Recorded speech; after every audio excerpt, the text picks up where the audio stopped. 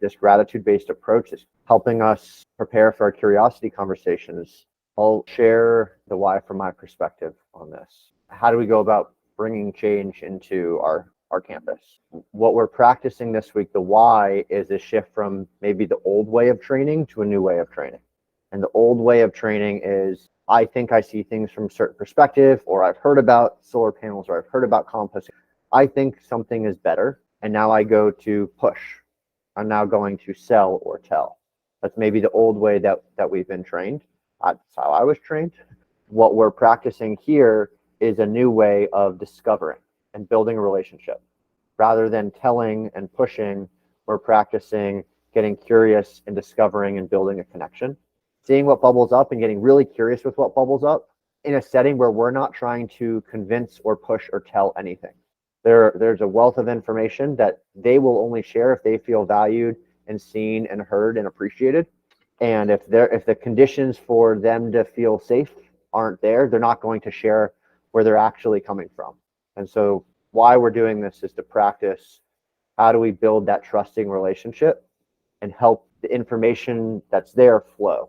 I would like to ask you to elaborate on how you see that turn out into action. Most of us are here because we would like to see a better world, right? Most of us are here because we would like to see people adopting a better practice. Can you tie the link between what it is that we are doing and that outcome? It seems counterintuitive that we are not here to talk about our agenda. Could you give some examples of how we could actually get results so much faster and better? So the people that we're connecting with, if we want to get to action, and whatever that action is, whether it's having our family start recycling, whether it's getting composting implemented at our school, if we want to get to that action, it's not just us doing the whole thing. There's people that are going to be part of this as well. People who get impacted, people who are part of the approval process, people who have a sense of what life is actually like being part of the family unit and the financials of the family and the flow of the family, or the flow of the school, the flow of the cafeteria. And so these conversations, by understanding what life's actually like for them, by understanding what their worries, hopes, fears are, we can discover what is actually needed, because what's actually needed might not be recycling to start. What's actually needed might not be composting to start. Something might need to be addressed or alleviated. If we're drowning from stress, we're drowning from our current workflows, we're drowning from the way that one another treat one another, we might not be able to actually get to action on the things we want to get to. And so these conversations right now are learning what's actually needed so that we can now go implement what's going to actually be helpful, not just sounds good. And there are quite a few settings here. One is, let's say, with friends and family, colleagues that are like-minded. And that's one kind of, let's say, dynamics. And let's say I was going out and connecting with a GMO farmer. That will be a rather different dynamics, because I'm trying to connect with somebody who has a very different point of view than me. Okay, so should I come from it with this, okay, I want him to change or do something different? That's causing conflict. That's causing, me getting defensive. If I could come from this idea that I really want to learn why he thinks that's such a good idea to use GMO and chemicals and whatever, right? Now, I manage during my conversation, allowing that guy to feel absolutely seen, heard, valued, appreciated even, there's a chance that other person will get curious about where I'm coming from. But we'll have to wait until they ask. That's the thing. You can't tell anybody anything until they want to know. So could you make that other person feel seen, heard, valued, appreciated? There's a chance that they might get curious about who you are and what you're up to. And then you have an opportunity to share when they really want to listen. But it takes holding back until that happens. We ultimately would love to get to both parts discovering, right? Where they're discovering where we're coming from, we're discovering where they're coming from. But it starts with them feeling seen and heard and valued and appreciated, and that they feel like we're actually hearing them. This is for us and for them to experience something perhaps very different. I'm here to better understand, discover your world without judgment. This is gratitude-based learning.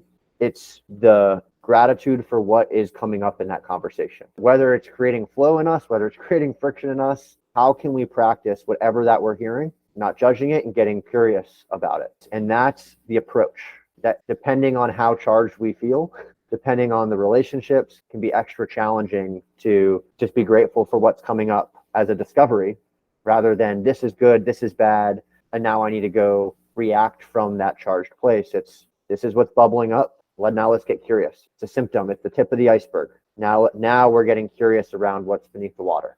If what we hear above the waterline is getting us triggered, this is now the practice where we get to not push. It's where we get to now get curious. And so that's what we're training this week is we're hearing what people are putting out there. We're hearing what people will share. And that's above the waterline. And we now get to get curious. We get to appreciate, be grateful for what they're choosing to share, the symptom that's coming up above the waterline. And we get to practice getting curious and exploring below the waterline. Like, it just really makes sense how people don't want to be told what to do. You have different perspectives, and making sure that they feel valued and seen and heard is most important. I kind of figured that out through like trial and error. If you just like tell people to do stuff, they're more likely to not do the thing that you want them to do. So in terms of bringing this gratitude-based approach into that focus, into that process. And also maybe like how one would initiate the conversation. Really important that you get across what is the container for that meeting, that they are clear on the purpose for you connecting with them. I'll give you an example of how this can go totally wrong. In the adult program, we had a lady, she wanted to connect with her favorite sushi restaurant. She'd been ordering online during all of COVID, and now she wanted to go for the first time in person and say thank you to the chef. And she was really excited about it and said thank you all the time about how do you keep your fish so fresh and where you source from and all of that. And that little Japanese lady just did like that, not going there. And she thought it was some kind of food inspector, right? Because the container had not been said. Why are we talking? Make sure that in the beginning of the conversation, get that clear. So the why is very important. That's the container. The why, or call it the excuse, can use this fellowship as an excuse of we're doing a project as part of this program, as part of this fellowship. That's setting the container and learning about someone's perspective on the state of the world these days, learning about their perspective on things today. But why them? How do we help someone feel seen and heard and valued, appreciated? Because you chose them for a reason. How do we now open them up? Whether we're sending this email, whether this is we're at the dinner table and we're like, hey, here's a time where I can now open up the conversation. I'd really like to connect with you because I'll use your dad's as an example.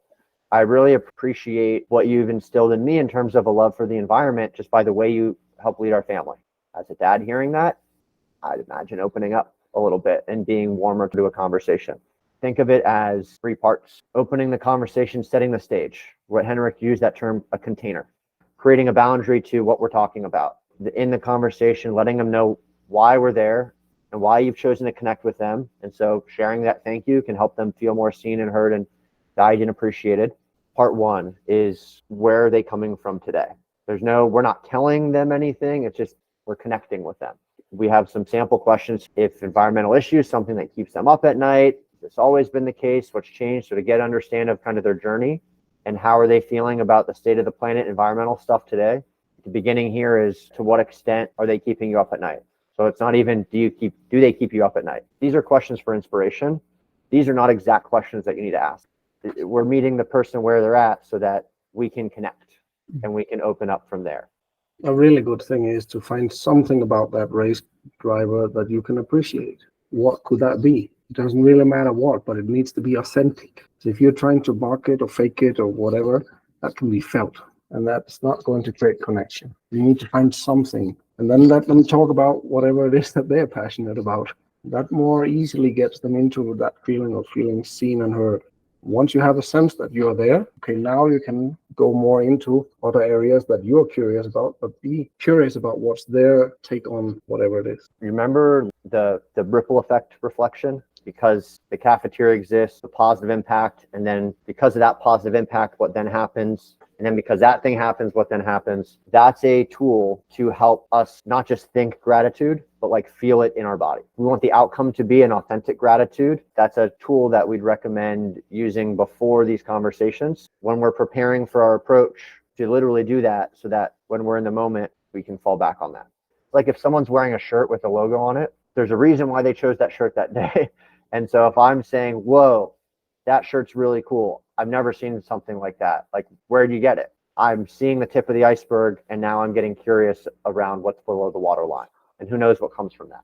And so then it can flow. One of the topics we're exploring is how to apply this gratitude-based learning approach to environmental topics. And I'm curious for you, Mr. Race Car Driver, like, I know environmental stuff's all in the news and all this stuff, but like, to what extent is it something that keeps you up at night? Like, is this something that you think about much, or what's it like for you when this topic comes up? And so how are you feeling about kind of the state of the planet, the state of the world today? Like, what's in your space about that? How are you feeling about this? Because what you see as the state of the planet might not be the way that they're seeing the state of the planet.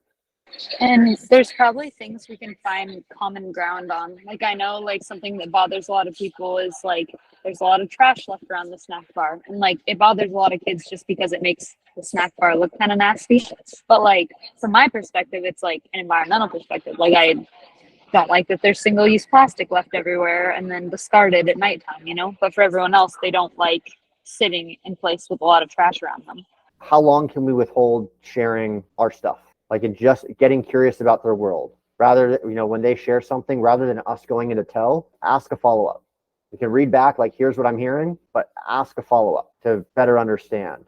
And which works in some cases, but in other cases, in other cultures, when you're not sharing your perspective, it can feel weird. So it's up to you to figure out what is that balance of reading back what someone's hearing to make sure that you actually are understanding correctly, and getting curious about their perspective, and not just having it be a one-sided conversation, because they want to learn about you too. I think the best measure is before you enter into a conversation, just ask yourself, are you really curious about what's going on for that other person? Whether it's a race car driver or a restaurant worker, if you cannot say yes to yourself, that I really just want to learn about what they know, their experience, this is going to be awkward, right? Because you're going to there and pretend to be curious. That's a tough one, right? So I would recommend to go back and work on the ripple effects until you can really feel that gratitude or curiosity. Unless that's authentic, yeah, good luck. And so if it is authentic, okay, it's going to flow. Don't worry. That you cannot go wrong if you just and allow that conversation to go in whatever direction. What keeps them up at night? Oh, that's one way of asking it. But what gets them out of bed in the morning? I think that's a better question, because that's tapping into what's their passion. If you can tap into that one, they will talk forever. You really know how to tap into that one. And then if you get to environment, yeah, good. If not, maybe you'll take a second conversation before you get there. There's a really awesome difference with what Henrik just said. If we talk about leading with love, that question that Henrik asked, what the difference between what keeps you up at night versus what gets you out of bed in the morning. One is asking you to look for the things that give you anxiety and worry, and the other is asking to look for the things that give you excitement and breathe life into you. What we're doing is establishing a connection. And so if there's no connection that's established, information that we want to get to can't flow. Establishing a connection is the first step before we can getting into a whole long conversation around environmental stuff. And maybe it flows into the topic you want to talk about really quickly. Who knows?